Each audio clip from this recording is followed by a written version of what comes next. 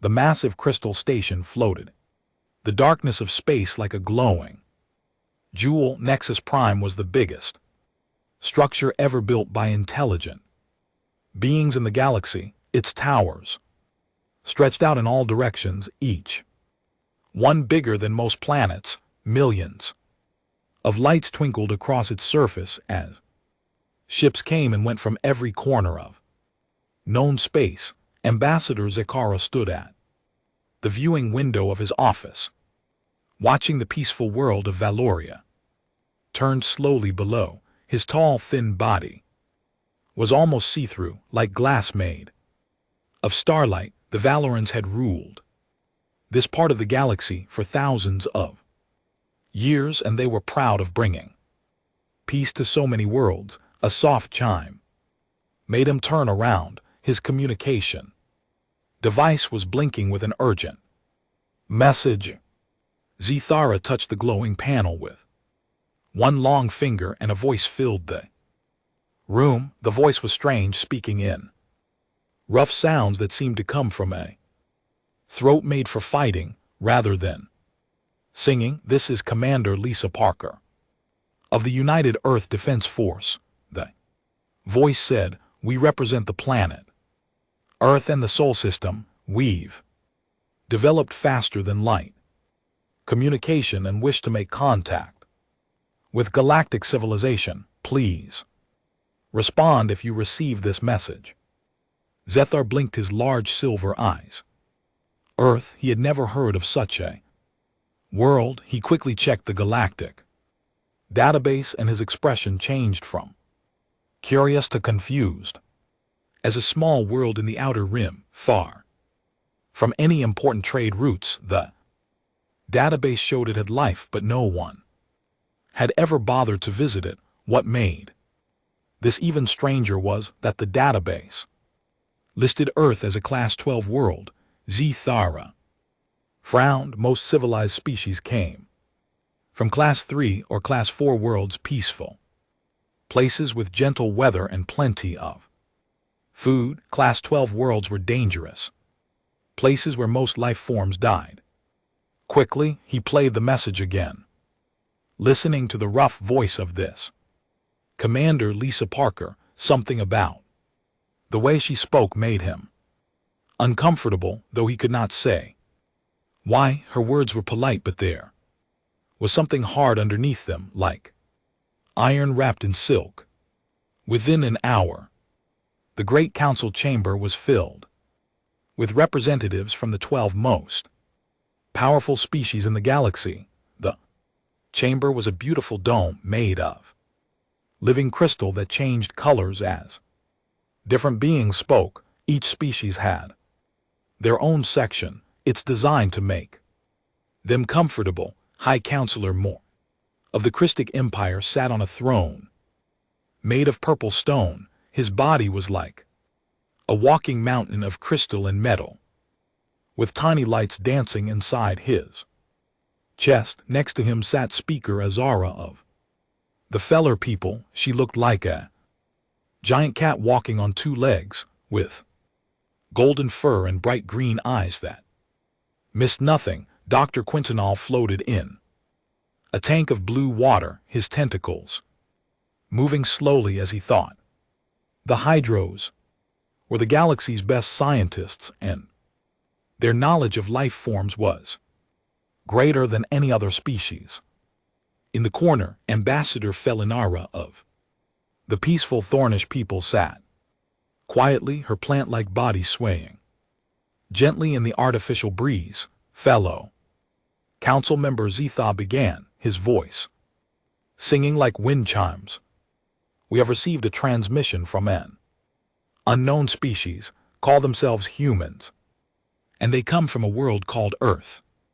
In the solar system." Speaker Ira ears twitched with interest. "Another new species seeking our guidance. How wonderful. The galaxy grows larger every year." High Counselor Morin's voice rumbled like distant thunder. "What do we know about these humans? Are they peaceful? Do they have anything to offer us?"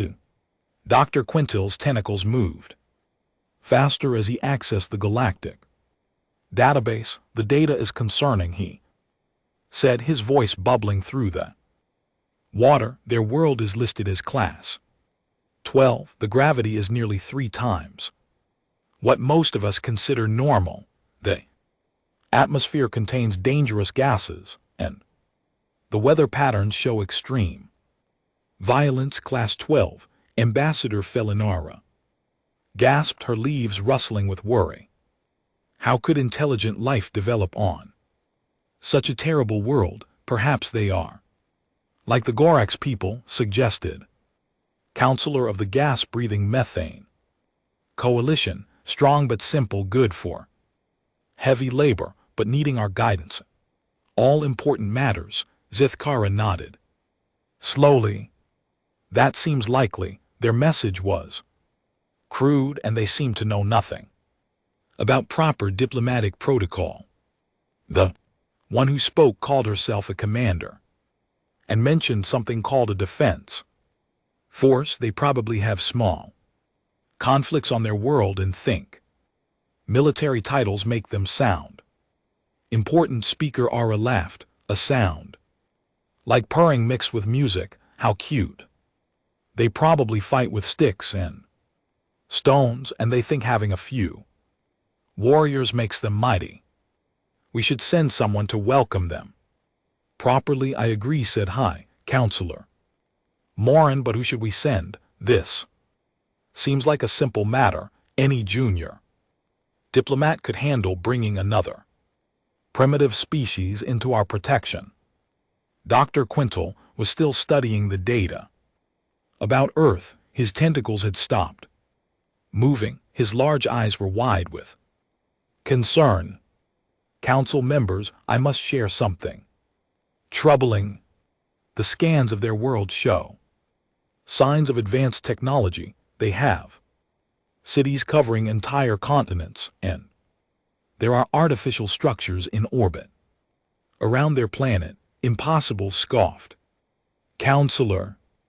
No species develops advanced technology on a Class 12 world. The environment would kill them long before they could build anything complex. Perhaps they found some old technology left by a more advanced species, suggested Ambassador Felinara. Many primitive worlds have ruins from the ancient times. Zithara considered this. It made sense. These humans had probably found some old machines and learned to use them without understanding how they worked. It happened sometimes with young species. They would play with dangerous toys until a more civilized species came to guide them. I think we should treat this as a standard first contact situation, Zithara declared. We'll send Junior Ambassador Envana. She's young and eager to prove herself. This will be good practice for her. The other council members murmured their agreement. Envana was Zithar's own student, a bright young Valoran who had studied the proper ways to welcome new species into the galactic community. She would offer these humans the standard protection agreement, help them understand their place in the galaxy and establish peaceful trade relations. Should we send a military escort? Asked Speaker Ara, just in case these humans are not as friendly as they seem. High Counselor Morinus crystal body flashed with amusement. Could a species from a Class 12 world possibly do to threaten us? If they had any real military power, they would have destroyed themselves long ago. No, a simple diplomatic vessel will be enough. Dr. Quintil wanted to say more about the troubling data from Earth, but he could see that the Council had already made up their minds. Perhaps he was worrying about nothing. After all, the Council had successfully welcomed over 300 species into the galactic community. They knew what they were doing very well, Zitha announced. Junior Ambassador Nelana will depart for Earth, which tomorrow aboard the diplomatic vessel. Harmony's Light, her mission is to assess these humans, offered them membership as a protected species, and establish proper relations. The council members began to leave, already thinking about more important matters.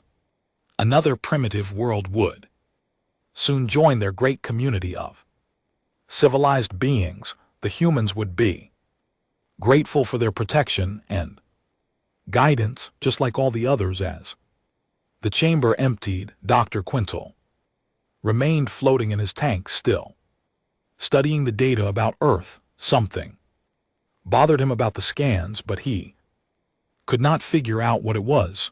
The planet showed too many signs of conflict, too much evidence of violence and destruction. Most species learned to live in peace long before they developed advanced technology, but the council was wise and experienced. They had dealt with hundreds of species over the centuries. Surely they knew best. Still, as Dr. Quintal finally left the chamber, he could not shake the feeling that they were making a terrible mistake. The data about Earth told a story that none of them wanted to hear, the story of a world where life had to fight every single day just to survive. None of them realized they had just decided to contact the most dangerous species in the galaxy. The diplomatic vessel Harmony's Light dropped out of faster than light travel. At the edge of the solar system, Junior Ambassador Nelvana stood on the bridge, her silver eyes wide with excitement. This was her first solo diplomatic mission, and she was determined to make the Galactic Council proud. The ship's captain, an elderly Valoran named Silenth, studied the sensor readings with growing confusion. Ambassador, these readings are strange. There are artificial structures throughout this entire star system. Envana moved to look at the display. What she saw surprised her. The third planet from the star was covered in lights, visible even from this great distance. But more interesting were the dozens of objects moving between the planet's ships, stations, and structures that had not been there in the old survey data. They have been busy, she said with a small smile. Perhaps they found more ancient technology than we thought. No matter, Captain, take us toward their world. I'm sure they will be happy to see us. As Harmony's Light moved deeper into the system, Envana prepared her standard first contact materials. She had holographic displays showing the great cities of Valoria, coded messages from other species welcoming Earth to the galactic community, treaties written in simple language that any primitive species could understand. But when they reached Earth's orbit, something unexpected happened. Instead of the usual excited welcome messages that new species always sent, they received a calm professional transmission at an unknown vessel. This is Admiral Jake Morrison of Luna Base Command. You are entering restricted space around Earth. Please state your identity and purpose, and maintain your current distance until we can establish proper diplomatic protocols. Envana blinked in surprise. The voice was steady and controlled, nothing like the excited babbling she usually heard from newly contacted species. Even stranger, the human had not asked for her help or protection. He had given her orders. This is Junior Ambassador Envana of the Galactic Confederation, she replied using her most gentle and reassuring tone. I bring greetings from civilized species across the galaxy. We wish to welcome humanity to our great community. There was a long pause before Admiral Morrison replied. Ambassador Nelvana, welcome to the Sol System. We appreciate your visit, however all diplomatic meetings will take place at designated locations. Please wait while we prepare suitable facilities. Captain Sillin looked at the sensor readings again, and his expression grew.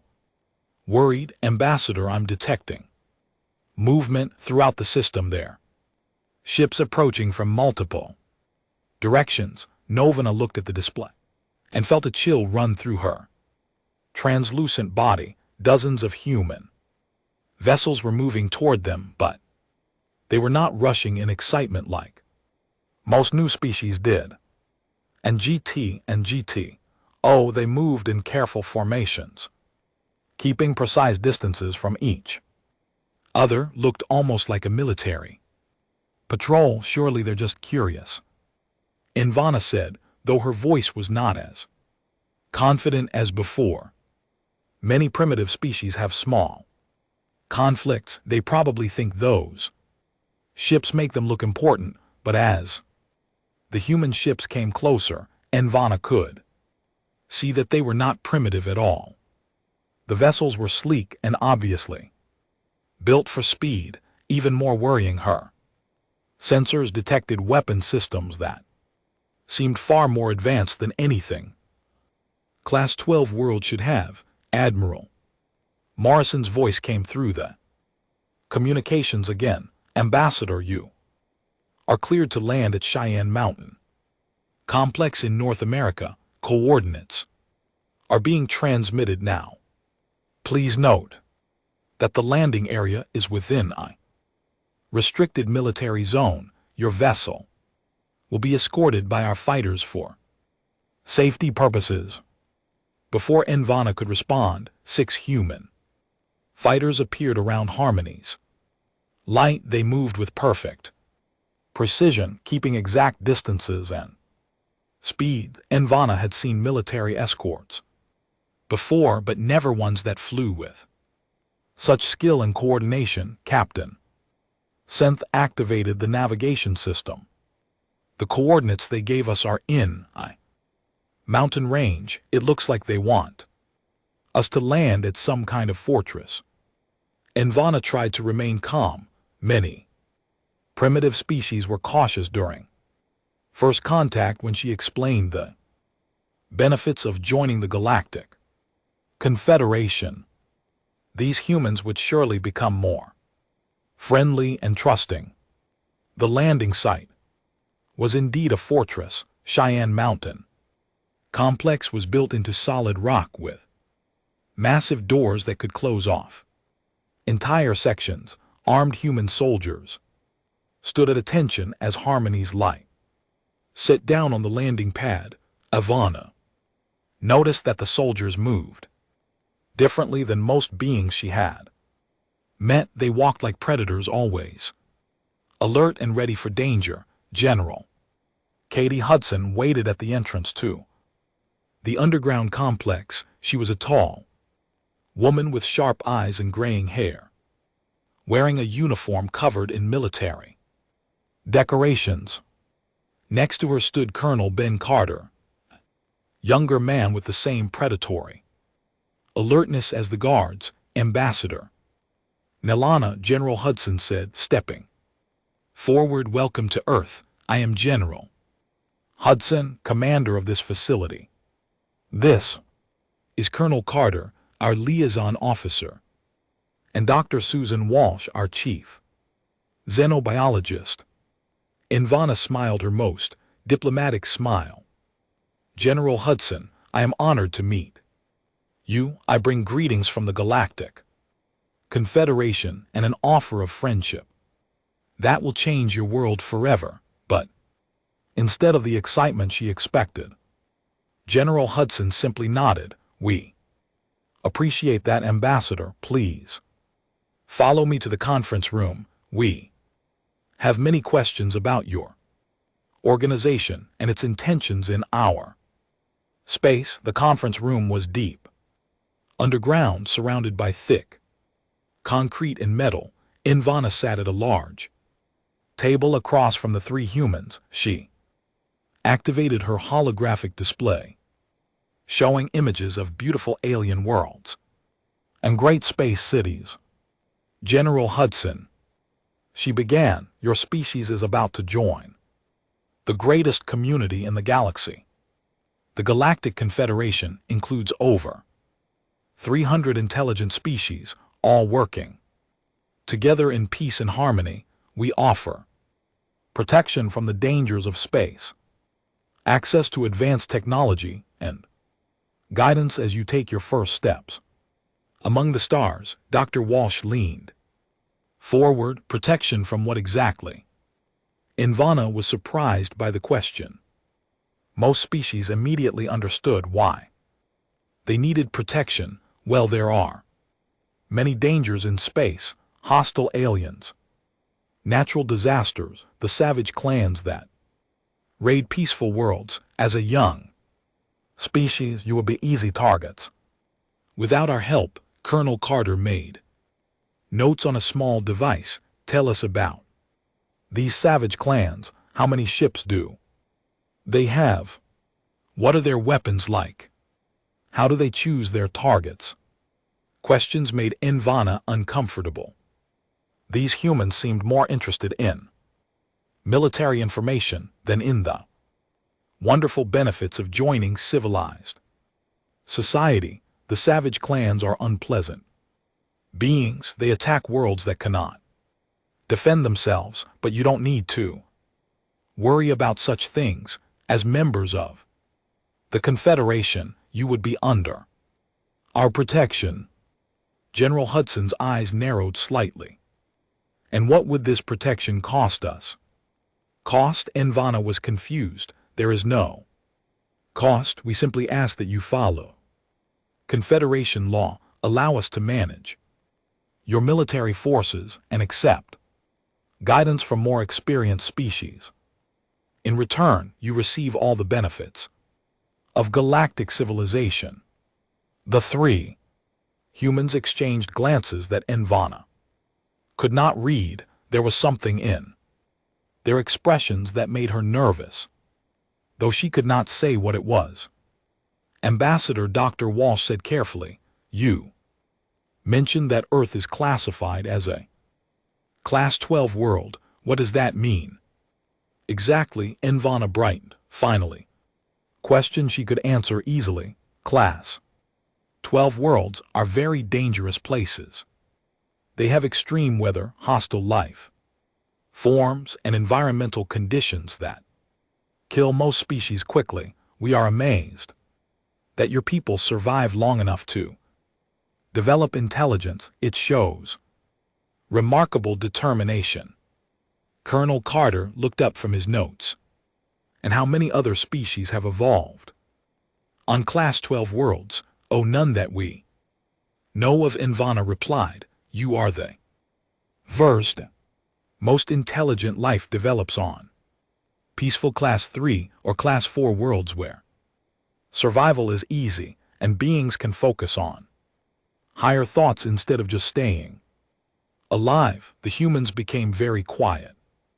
Ivana could feel tension in the room, but she did not understand where it was coming from. These humans should be grateful to learn how special and unusual they were. General Hudson finally spoke. Ambassador, we need time to discuss your offer with our government. Earth's leadership will want to review all the details before making any decisions. Ivana nodded. This was normal. Primitive species often needed time to understand the benefits of Confederation membership. Of course, General, take all the time you need. I will remain in orbit until you are ready to proceed.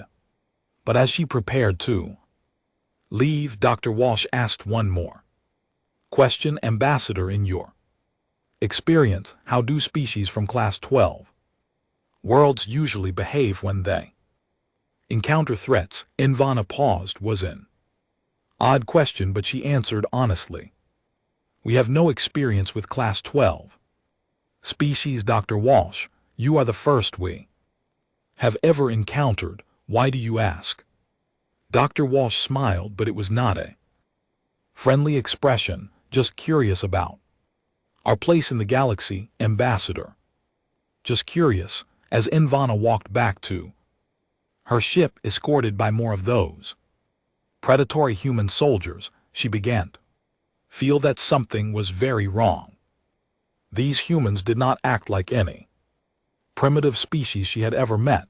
They were too calm, too organized, and far too interested in military matters. 3 weeks had passed since Nana's awkward first meeting with the humans. She remained in orbit around Earth, waiting for their government to make a decision about joining the Galactic Confederation.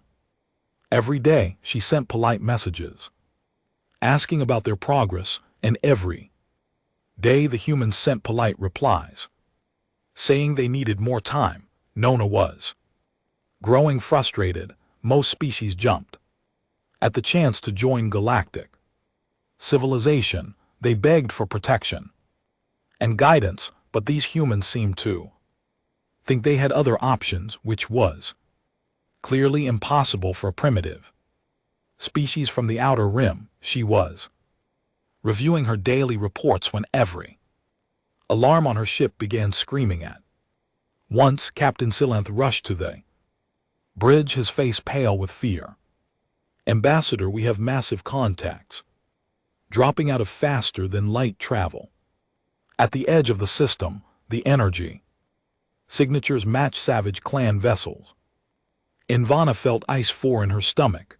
The Savage Clans were the nightmare that haunted every peaceful world in the galaxy. They were a collection of violent species that lived only to conquer and destroy. For 300 years they had raided Confederation worlds, taking slaves and resources before disappearing back into the dark spaces between stars. How many ships? She asked, though she was afraid to hear the answer. Captain Senth checked his sensors again, hoping he was wrong. Over 300 vessels. Ambassador, it's the largest Savage Clan fleet anyone has ever recorded. They're headed straight for the inner system. Invana immediately opened a communication channel to Earth's government. She expected panic, screaming, desperate pleas for help. Instead, Admiral Morrison's calm voice answered as if she had called about the weather. Ambassador Invana, good morning. What can I do for you? Admiral Morrison, you must evacuate your planet immediately.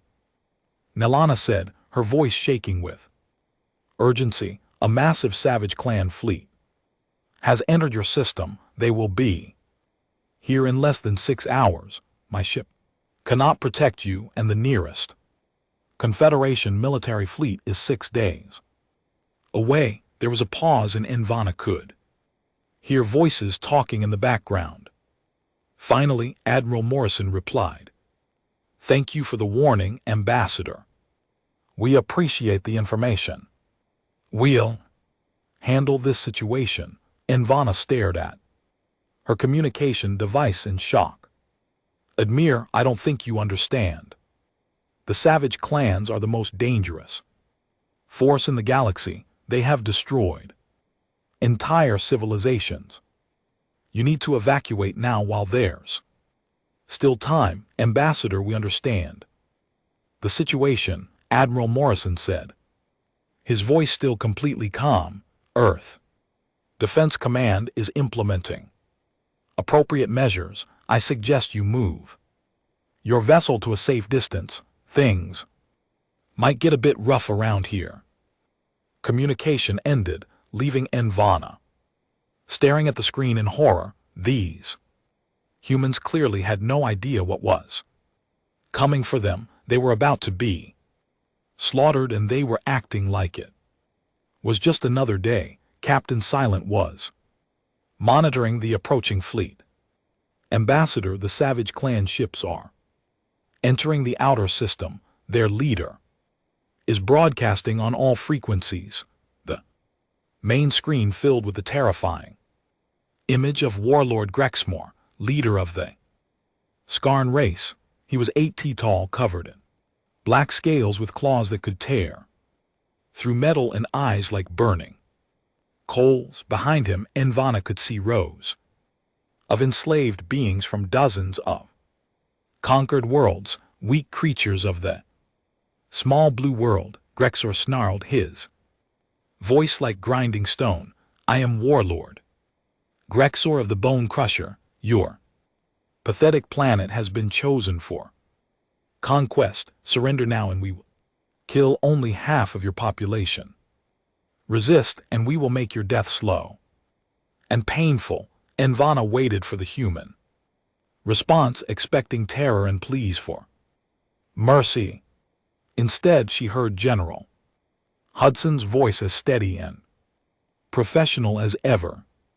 Unknown vessels, this is General Hudson of Earth's Defense Command. You have entered Earth territorial space without permission. Have 30 minutes to reverse course and leave this system. If you do not comply, we will consider your presence an act of war. Warlord Grex threw back his massive head and laughed, a sound like breaking bones. Foolish creatures, we are 300 ships strong. We have conquered 1,000 worlds. What could one primitive planet do to stop us? You have 29 minutes, General Hudson replied. Envana could not believe what she was hearing. These humans were about to be destroyed, and they were giving ultimatums to the most feared force in the galaxy.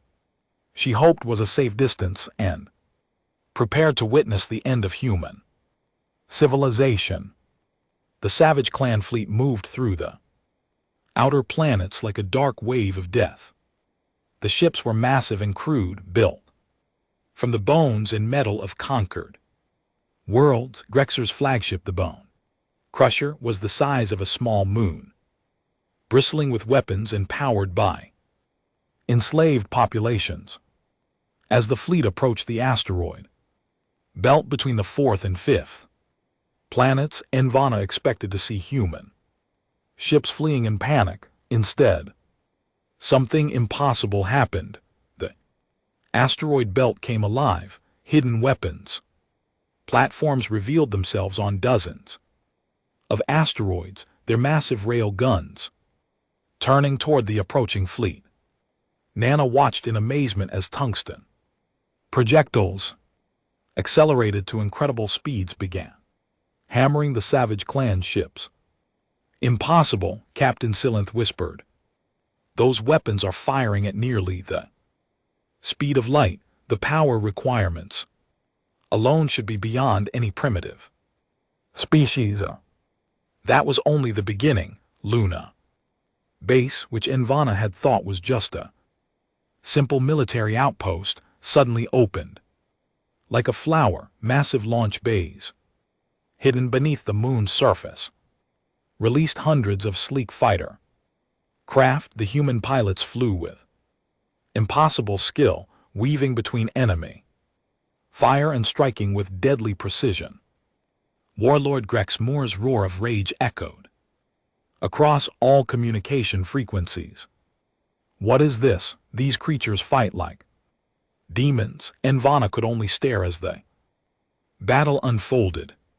The humans had turned their entire star system into a trap. Ships emerged from behind planets and moons throughout the system, all moving in perfect coordination. These were not the crude vessels of a primitive species. They were sleek, fast, and obviously built for war. The human formation moved like a living thing, each ship knowing exactly where to be at every moment. Envana had studied military tactics at the Confederation Academy, but she had never seen anything like this. It was as if every human pilot could read the minds of all the others. One of the Savage Clan heavy cruisers, the Skullbreaker, moved to attack what looked like a smaller human vessel. Envana expected the human ship to retreat or try to escape. Instead, it accelerated directly toward the much larger enemy ship. "They're going to ram," Captain Senth said in disbelief.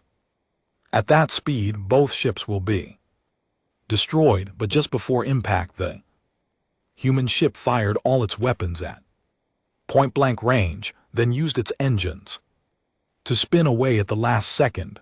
The Savage Clan cruiser exploded in a ball of fire while the human vessel, though damaged, was still fighting. Admiral Morrison's voice came over the communications again, speaking to his fleet. "All units, execute formation. Delta 7, target the command ships first. Let's end this quickly." Envana watched in growing amazement as the human fleet moved to surround the much larger Savage Clan force. It should have been impossible. 300 enemy ships against maybe 50 human vessels. Ow. And GT. The humans should have been crushed in minutes instead.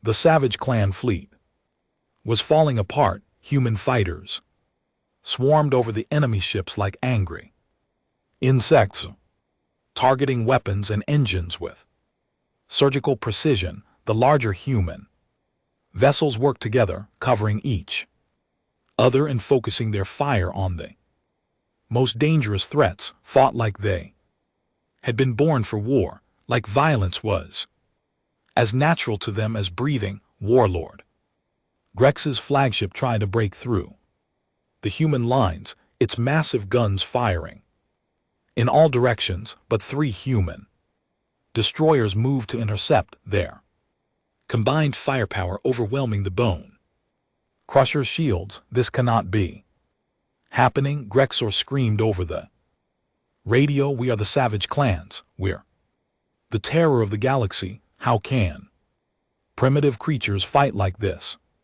Captain Ryan Phillips of the USS Defiance answered him, his voice cold as space. "You picked the wrong planet. Alien, humans don't surrender, and we don't run, we fight." The battle raged for 6 hours, but the outcome was never in doubt after the first few minutes. The Savage Clans had never faced an enemy like this. Every species they had ever fought became terrified when they saw the clan ships. They begged for mercy, tried to negotiate, or simply fled in panic. But the humans did none of these things. They fought with a cold, calculated fury that Envana had never seen before. They took impossible risks, made sacrifices that no civilized being would consider, and never showed even a moment of fear. As the last Savage Clan ships either exploded or fled into the darkness, Envana received a communication from the USS Defiance. Captain Phillips appeared on her screen, his uniform torn and his face covered in soot from battle damage. "Ambassador Envana, this is Captain Phillips. Admiral Morrison would like to invite you aboard our ship. He thought you might want to see the results of the battle firsthand." Envana could only nod, too shocked to speak. In 6 hours, these humans had accomplished what the entire Galactic Confederation had failed to do in 3 centuries. They had broken the Savage Clans completely. Envana floated inside the USS Defiance, her translucent body shimmering with nervous energy. The human ship was nothing like the peaceful vessels of the Confederation.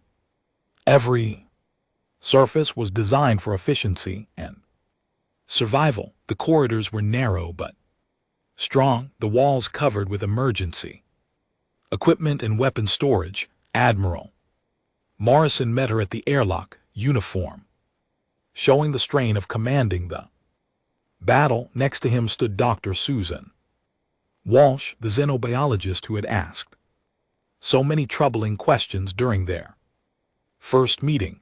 Ambassador Invana, Admiral. Morrison said, "Welcome aboard. I thought you might want to understand what just happened here." Invana followed them through the ship's corridors. Amazed at what she saw, human crew members moved with perfect coordination, even though their ship had taken damage. During the fighting, they worked under acceleration that would kill most galactic species, their bodies adapting to forces that should have crushed them. "How are they doing that?" No asked Dr. Walsh as they watched crew members running through corridors while the ship spun and twisted through space. Dr. Walsh smiled. "Earth's gravity is 3 times stronger than most worlds. Ambassador, our inner ears and muscle systems evolved to handle much worse conditions than this." They reached the command center where Captain Phillips was coordinating the cleanup of the battlefield. Tactical displays showed the positions of destroyed Savage Clan ships scattered throughout the solar system. Novena stared at the numbers in disbelief. 312 enemy vessels destroyed or disabled. Captain Phillips reported 47 ships escaped by jumping too faster than light speeds. Human casualties are surprisingly light considering the size of the enemy force. Invana turned to Admiral Morrison. "How is this possible?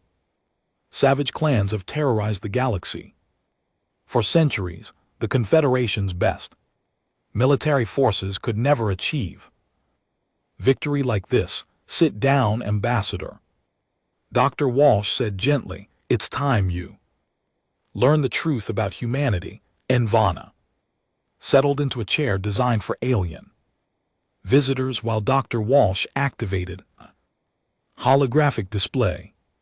The image showed Earth as seen from space, beautiful and blue, but the data surrounding it told a different story. "You classified our world as Class 12. Dr. Walsh began. "I don't think you understand what that really means. Earth isn't just dangerous, Ambassador.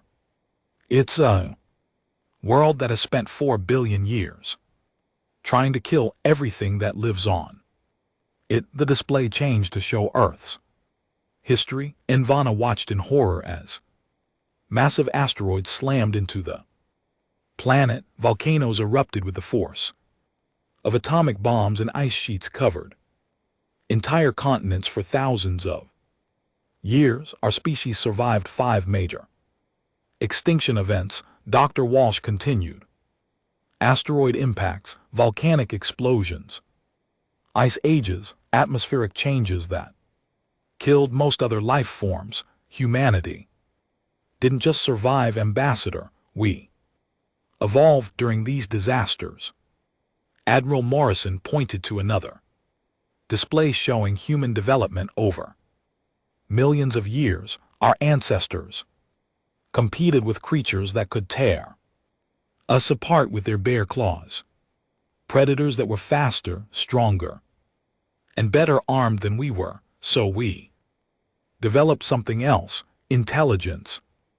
Invana whispered. "Not just intelligence," Captain Phillips said, joining the conversation. "We developed the ability to work together, to plan, to adapt, and to never give up. Every human alive today is descended from beings who survived when everything else died."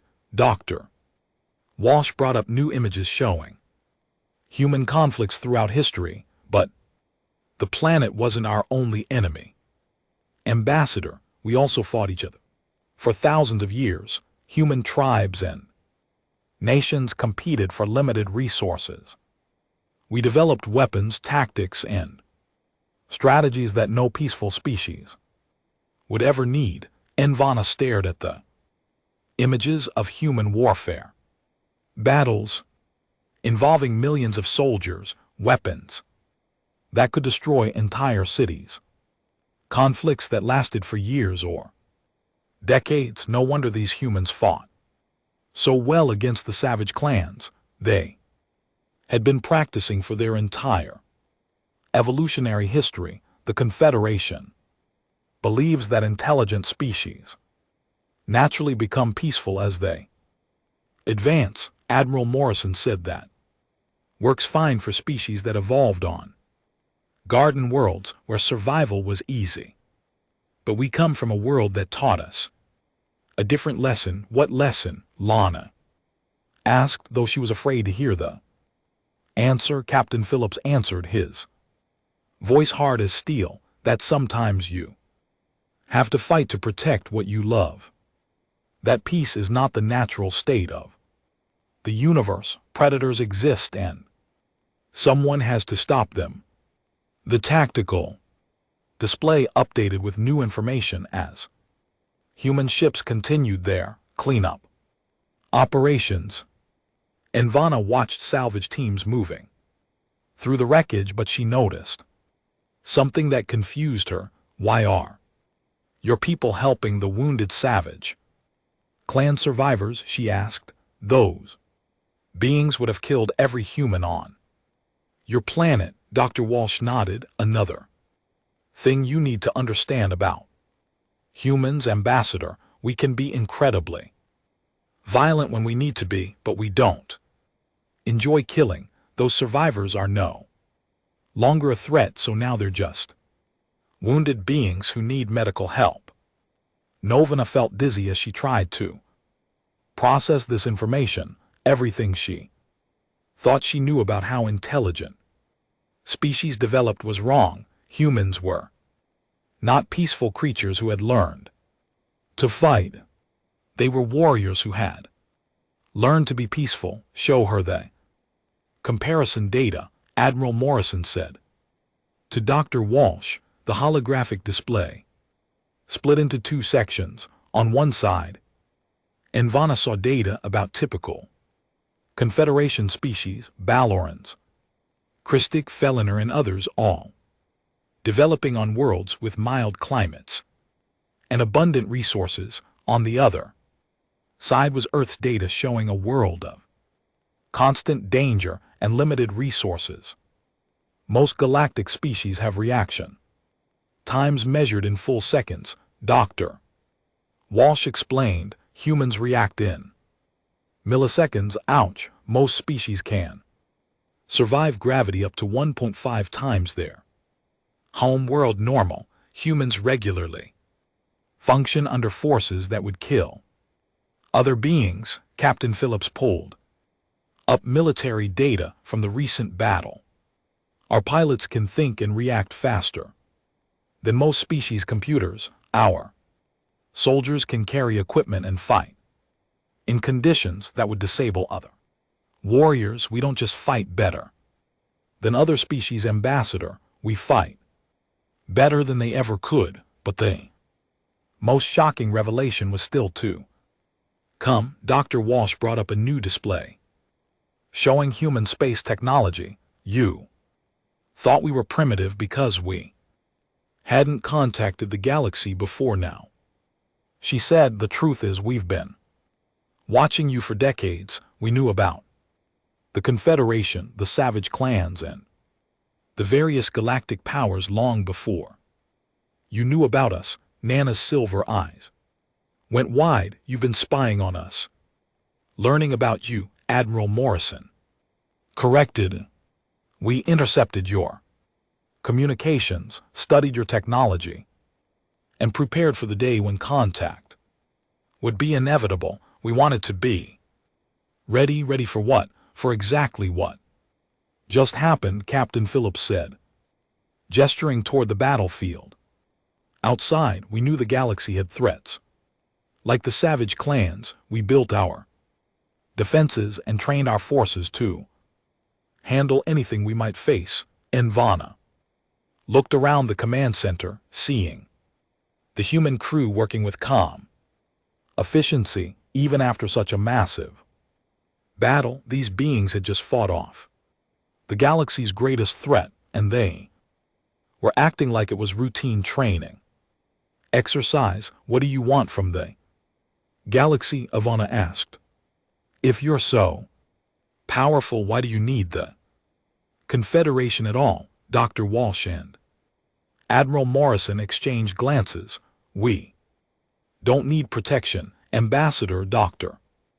Walsh said. We never did, but there are other species out there who do need protection, species like yours who evolved on peaceful worlds and never learned to fight. You see, Admiral Morrison continued, we've been monitoring Confederation space for years. We know how often the savage clans attack your worlds. We know how many beings die because the galaxy's military forces aren't strong enough to stop them. Captain Phillips pointed to the wreckage floating outside. Today we prove that the savage clans can be stopped, their ships can be destroyed, their leaders can be defeated, and their reign of terror can end. Ivana felt something she had never experienced before. For the first time in her life, she felt completely safe. These humans, these warriors from the Death World, were not interested in conquest or domination. They wanted to protect others. Galaxy has spent centuries wondering what would happen when a truly powerful species emerged among the stars. Dr. Walsh said quietly, now you know we're not here to rule or to conquer. We're here to make sure that beings like the savage clans never again terrorize innocent worlds. Admiral Morrison stood up, his expression serious but kind. Ambassador, when you report back to your council, tell them this. Humanity offers our military services to the Confederation, not as junior members seeking protection, but as equal partners ready to defend galactic civilization. Ivana nodded slowly, finally understanding the complete picture. The galaxy had not discovered another species to protect and guide. They had awakened guardians who had been preparing for this moment for thousands of years. As she prepared to return to her ship, Ivana looked back at the human officers who had shown her such kindness despite her species' arrogance. The galaxy was about to change forever, and for the first time in centuries, that change would be for the better. The Deathers had revealed themselves, and the age of fear was coming to an end. The news traveled across the galaxy faster than any ship could fly. On every civilized world, beings gathered around communication devices to hear the impossible story. The savage clans, the terror that had haunted space for 3 centuries, had been completely destroyed by a single species from the outer rim. On Valoria, Ambassador Zakara stood before the emergency session of the Galactic Council, reading Ivana's report. For the 3rd time, his hands shook as he turned each page. Everything the Council thought they knew about the universe had been wrong. High Counselor Morin's crystal body flickered with confused colors. This cannot be accurate. And GT, accurate. And GT. No primitive species could defeat the savage clans. There must be some mistake. The battle recordings don't lie, Dr. Quintal said from his water tank, his tentacles moving in agitation.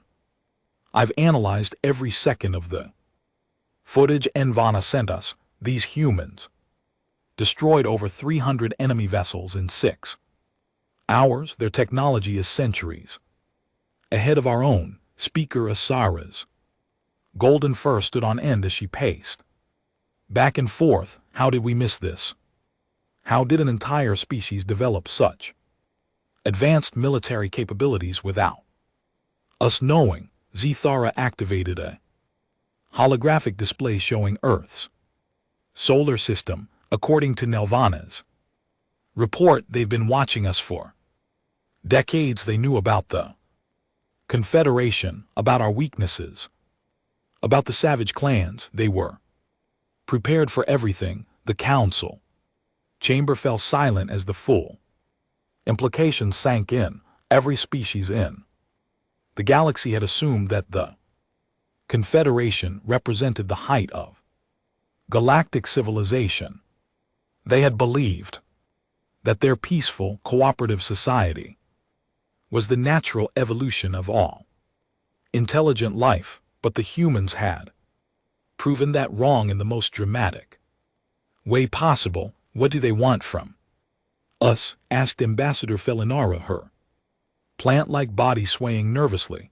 If they're so powerful, why haven't they demanded tribute or territory? Zethkara smiled for the first time since receiving Envana's report. This was the one piece of good news in the entire situation. They want to stock data.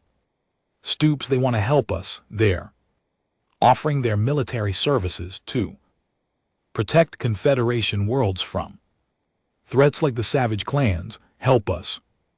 High Counselor Morphinus's voice rumbled with suspicion. What species offers military aid without demanding something in return? What's their real purpose? Before anyone could answer, the chamber's main communication system activated. The image of a human female appeared on the central display. She was middle-aged with gray hair and intelligent eyes, wearing a simple blue uniform without military decorations. Honored members of the Galactic Council, the human said, I am President Elizabeth Shaw of Earth. I apologize for interrupting your session, but I believe we need to speak directly. The council members looked at each other in shock.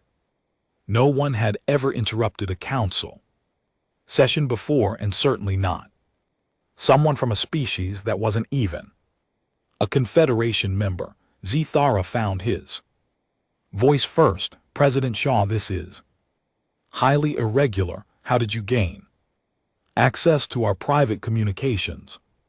President Shaw smiled slightly.